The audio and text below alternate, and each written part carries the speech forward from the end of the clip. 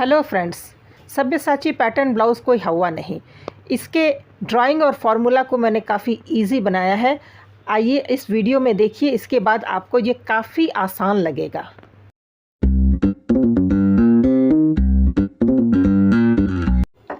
Pattern कोई भी हो, बैक साइड का जो ड्राफ्टिंग होता है वो एक ही तरह से होता है। यहाँ मैंने शोल्डर 5.25 यानी 5.25 लिया हुआ है और आर्म होल 5.5।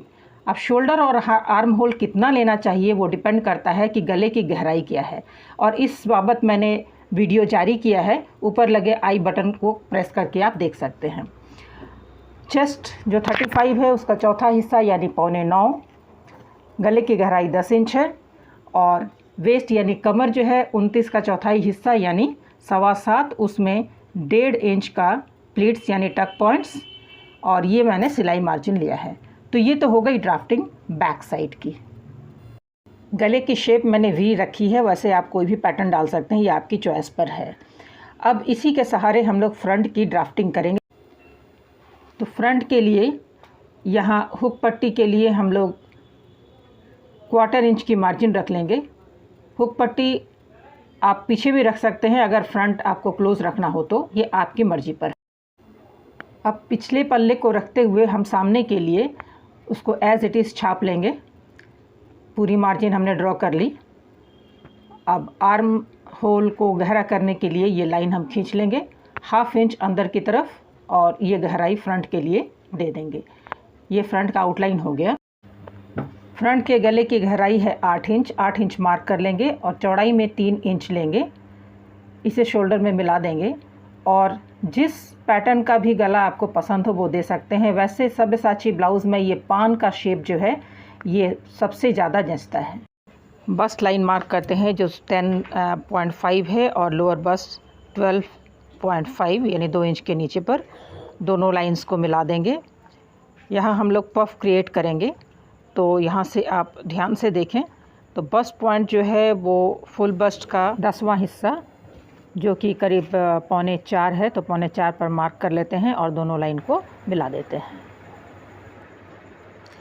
पफ क्रिएट करने के लिए कार्डबोर्ड जैसे पेपर की सहायता लेते हैं।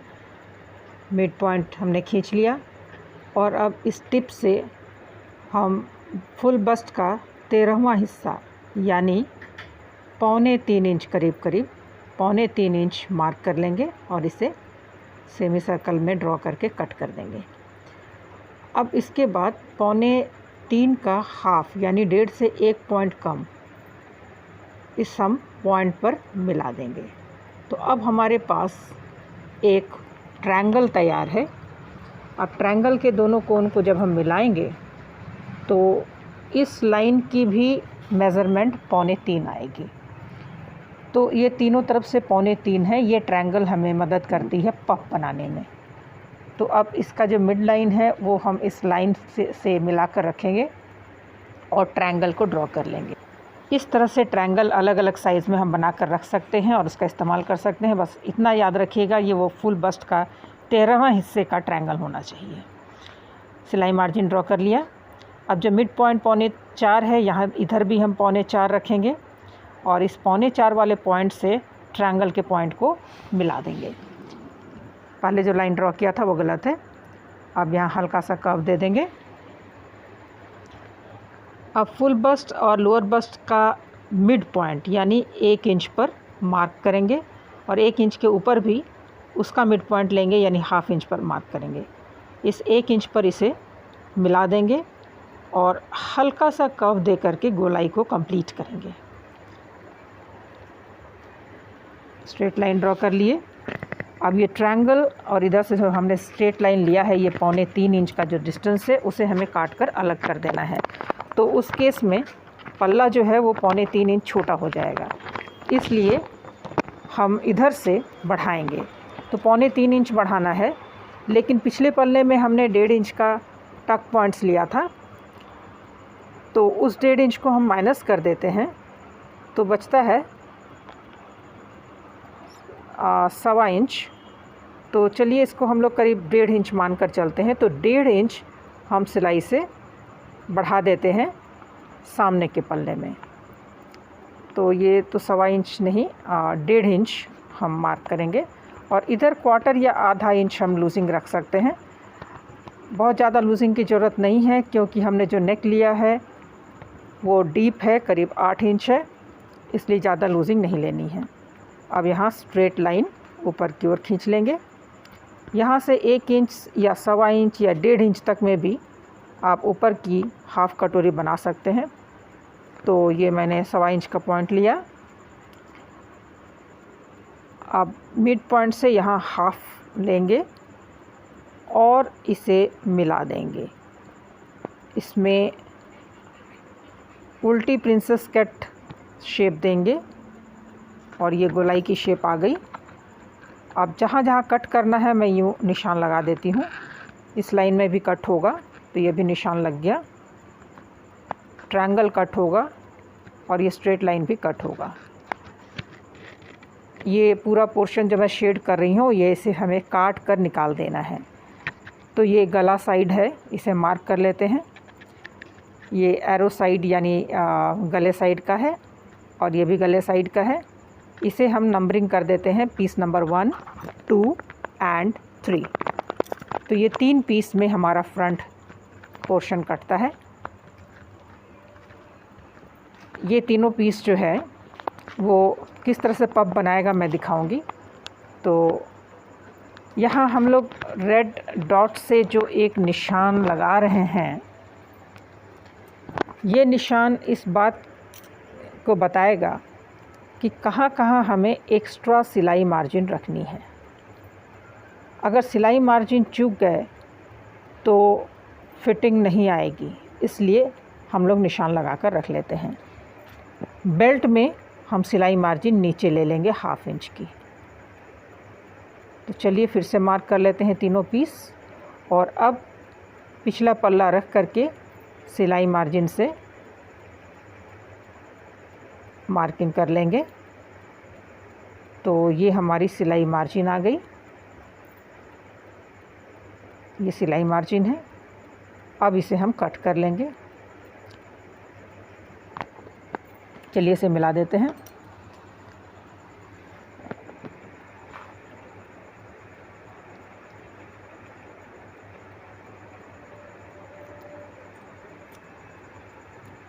जब आप कटोरी की कट करेंगे तो काफ़ी सावधानी बरतें। जो सिलाई की लाइन है वहीं से कट होगी और जो रेड डॉटेड लाइन है वो इस बात की निशानी है कि आपको उस पल्ले को काटने के लिए, उस पीस को काटने के लिए सिलाई मार्जिन रखनी है। हालांकि सिलाई मार्जिन आप बहुत ज़्यादा ना रखें क्योंकि कर्व में जो सिलाई होती है उसमें कम कपड़ा दबाया जाता है। तो ये पहला पीस कट हो गया। ये दूसरा पीस, इसे कट कर लेते हैं। उसके ट्रायंगल को काट कर हम अलग कर लेंगे, अभी मैं दिखाती हूँ। अब ये ट्रायंगल जो है वो काट कर हमें हटा देना है, तो हटाएंगे नहीं, बस उसको इसके ऊपर चिपका देंगे। आप चाहें तो हटा भी सकते हैं, हटाने के बाद चिपका लें। टेप से इस एरिया को मैंने चिपका लिया। अब पीछे जो ट्रायंगल है उसे हम हटा देंगे। तो इस ट्रायंगल को हटाना ही पफ क्रिएट करता है। इस नोक को हम हल्के से छांट करके शेप दे देंगे। तो ट्रायंगल के हटने के बाद जो ये गैप क्रिएट हुआ है, ये टक पॉइंट हमने लगा ली। इसे काट कर अलग किया और इसे फिर जोड़ देंगे। ये हमारी बेल्ट तैयार हो गई। ये बेल्ट तैयार होगी। ये तीनों पोर्शन, 1 को 2 से जोड़ना है, 2 को 3 से जोड़ना है। अब मैं आपको दिखाती हूँ कि पफ कैसे क्रिएट होगा। तो चलिए इसको जोड़ कर देखते हैं टेप की मदद से। तो ये टेप चिपका लिया, यहाँ भी एक टेप चिपका लिया। अब इसे फोल्ड करते हुए, इस तरह से मोड़ते हुए एक और टेप चिपका करके आप देखें कैसा शेप आता है। ये बहुत ही सुंदर पफ बनता है। इसकी फिटिंग बहुत अच्छी आती है। तो जो हमने ट्रायंगल काटा था वो पफ काटने के लिए काटा था। तो यहाँ पर जो गैप है वो हम कटिंग में भरेंगे, आपको दिखा देते हैं। चलिए टेप को कट करके सारे पीसेस अलग कर लें और फिर इसकी ड्राफ्टिंग आगे बढ़ाते हैं। तो अब फिर से पेपर लिए, आप चाहे तो डायरेक्ट कपड़े पर भी कर सकते हैं, मगर इस बात का ध्यान रखें कि जहाँ जहाँ रेड डॉट्स है वहाँ पर आपको सिलाई मार्जिन लेनी है। तो इस ड्राइंग को एज़ इट इज़ उतार लेंगे। इधर सिलाई मार्जिन नहीं रखनी है, इधर सिलाई मार्जिन रखनी है, तो पहले ड्रॉ कर लेते हैं, उसके बाद हम सिलाई मार्जिन लेंगे। तो पीस नंबर 1 इधर गला है, ये मार्क कर लें। तो ये रहा सिलाई मार्जिन। ज़्यादा से ज़्यादा 3 पॉइंट की सिलाई मार्जिन रखेंगे, 1/2 इंच नहीं रखेंगे। इसका जो पॉइंट है, बस्ट पॉइंट, वो मार्क कर लेते हैं, ये बहुत ही इम्पॉर्टेंट है। अब इसकी भी शेप हम ड्रॉ कर लें। इसके बाद सिलाई मार्जिन रखनी है, इधर सिलाई मार्जिन नहीं होगी, बस पॉइंट नोट कर लिया। इधर सिलाई मार्जिन है, तो ये सिलाई मार्जिन रेड से डिनोट हो रहा है, और इस ओर भी सिलाई मार्जिन है। तो जिधर आप सिलाई मार्जिन रेड का डॉट्स देख रहे हैं उधर ही सिलाई मार्जिन देना है और कहीं नहीं। और जितनी हम सिलाई मार्जिन ले रहे हैं हमें उतना ही सिलाई करना है, ना उससे कम ना ज़्यादा। कम हो या ज़्यादा हो तो आपकी फ़िटिंग में प्रॉब्लम आ जाएगी।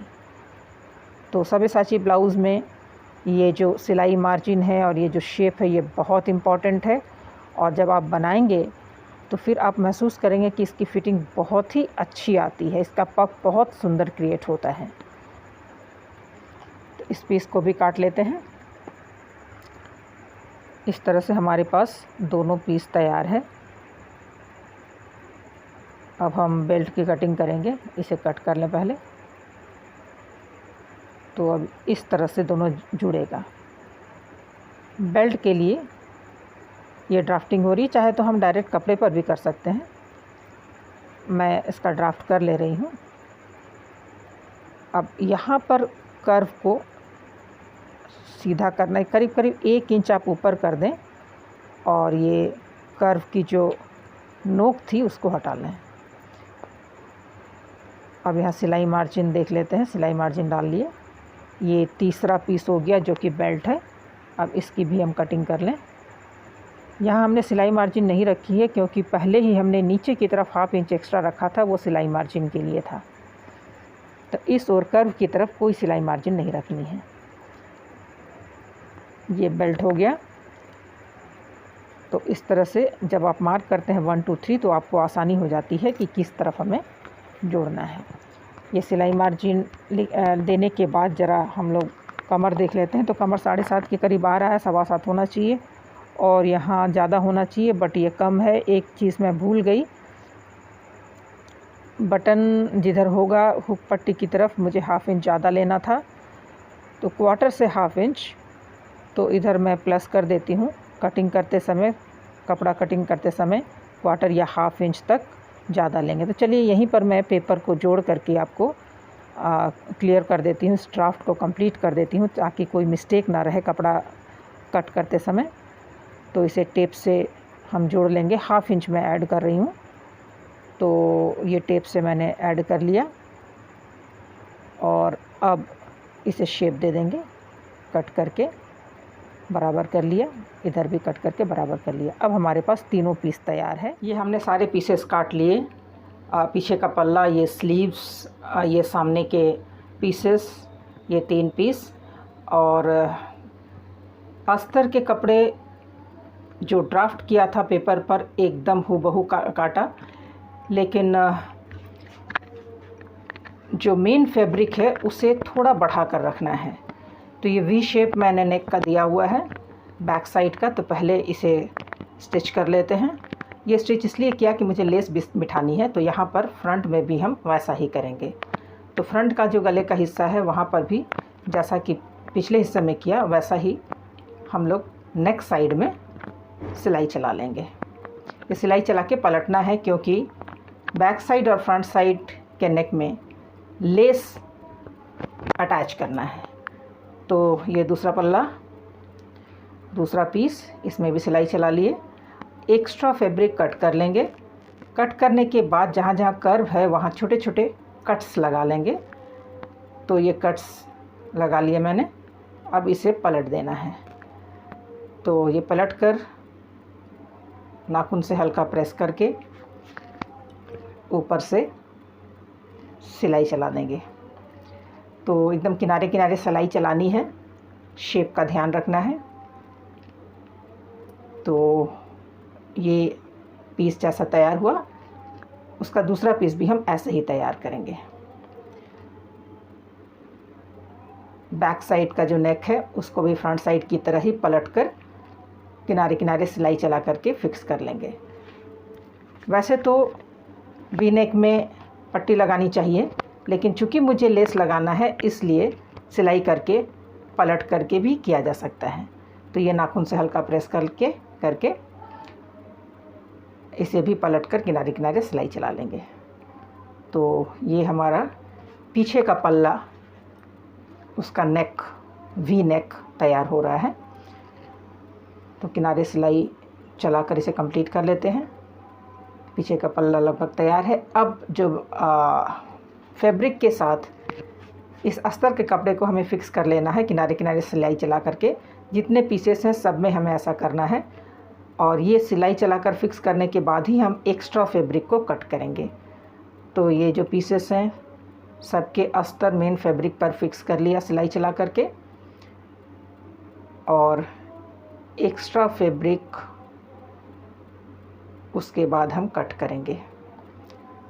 तो ये जितने पीसेस हैं फ्रंट के, ये दूसरा पीस, बीच वाला पीस कटोरी का जिसको नंबर 2 मैंने दिया था, ये नंबर 2 वाला पीस है, लिखा भी हुआ है, आपको दिख रहा होगा।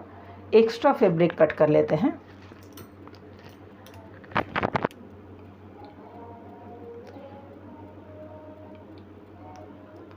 इस तरह से अस्तर ड्राफ्टिंग के बराबर था और फैब्रिक ज़रा बड़ा। तो ये तीनों पीस तैयार है। 1 2 3 बेल्ट हम तैयार करेंगे अभी। 1 2 3। तो चलिए पहले कटोरी तैयार कर लेते हैं। तो बस पॉइंट मार्क कर लें, बस पॉइंट मिलना चाहिए ज्वाइन करते समय। उसके बाद इस तरह से मिलाते हुए बस पॉइंट को हम इसे ज्वाइन कर लेंगे। याद रखिए कपड़ा उतना ही सिलाई में दबाना है जितना ड्राफ्टिंग के समय लिया था। ड्राफ्टिंग के समय मैंने 3 पॉइंट्स लिया था, तो 3 पॉइंट्स ही इसमें दबाएंगे, उससे ज़्यादा नहीं। इसमें डबल सिलाई आप चला लें। तो ये तैयार हो गया। दूसरा भी हम ऐसे ही तैयार करेंगे। ये दूसरा भी तैयार हो गया, स्टिचिंग हो गई। ये पफ तैयार हो गया, आप देख सकते हैं बहुत ही सुंदर उभार आया है। अब बेल्ट की तैयारी करेंगे। तो बेल्ट का जो कर्व वाला पोर्शन है उसे गले में जैसे हमने स्टिच लगा करके पलटा था वैसे ही करना है। तो यहाँ किनारे किनारे सिलाई चला लेते हैं, जैसा पिछला पल्ला किया था, फ्रंट का नेक किया था, वैसा ही इसमें भी करने जा रहे हैं। तो ये कर्व के पोर्शन में हमने सिलाई चला ली। एक्स्ट्रा फैब्रिक कट कर लेंगे, कर्व में छोटे छोटे कट्स लगा देंगे और इसे पलट कर किनारे किनारे सिलाई चला देंगे। तो ये हमने पलट लिया। ये अस्तर की तरफ सिलाई को दबाते हुए सिलाई चला रहे हैं। अब इसे पलट कर इसके ऊपर किनारे किनारे सिलाई चलाकर इसे बिठा लेंगे। इसके बाद अस्तर को फिक्स करेंगे जैसा बाकी पीसेस में किया था। अब एक्स्ट्रा फैब्रिक जो है उसे हम कट करके बराबर कर लेंगे। तो चारों तरफ से एक्स्ट्रा फैब्रिक हमें कट कर लेना है। तो ये हमारा बेल्ट तैयार हो गया। तो बेल्ट को अटैच कैसे करेंगे वो मैं बताती हूँ। तो ये है बेल्ट। अब इसमें पफ को अटैच करना है। तो आप देखेंगे पफ के ऊपर बेल्ट को रखते हुए ऊपर से सिलाई चलाना है। तो इस तरह से किनारे किनारे सिलाई। यहाँ पर भी इस बात का ध्यान देंगे कि जितनी सिलाई मार्जिन हमने ड्राइंग के समय रखी थी पीस नंबर 2 में, उतने में ही हमें सिलाई चलाना है, ज़्यादा भी नहीं कम भी नहीं, उससे फिटिंग में फ़र्क पड़ जाएगा। देखिए ये एकदम से बैठ गया। एक और सिलाई हम चला लेंगे एक पैर की दूरी पर। तो ये प्रेशर फुट के एक पैर की दूरी पर चलाना है, दूसरा भी वैसे ही तैयार करना है। और अब हुक पट्टी के लिए मार्किंग कर लेंगे और दोनों पल्ले में हुक पट्टी तैयार कर लेंगे। ये हुक पट्टी की फाइनल सिलाई, इस ओर हमें हुक अटैच करना है। तो ये हुक पट्टी तैयार हो गई। अब अगला और पिछला पल्ला अटैच करने के बाद मैंने लेस लगाना शुरू कर दिया है। पूरी वीडियो मैंने कवर नहीं की, वीडियो बहुत लंबा हो जाता। तो अब देखिए ये पीछे का वी नेक।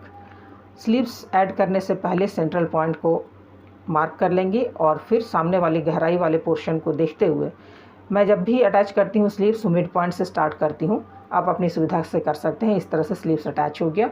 स्लीव्स अटैच होने के बाद सीधे तरफ से स्लीव्स और बॉडी में गुम सिलाई की स्टिचिंग कर लेंगे।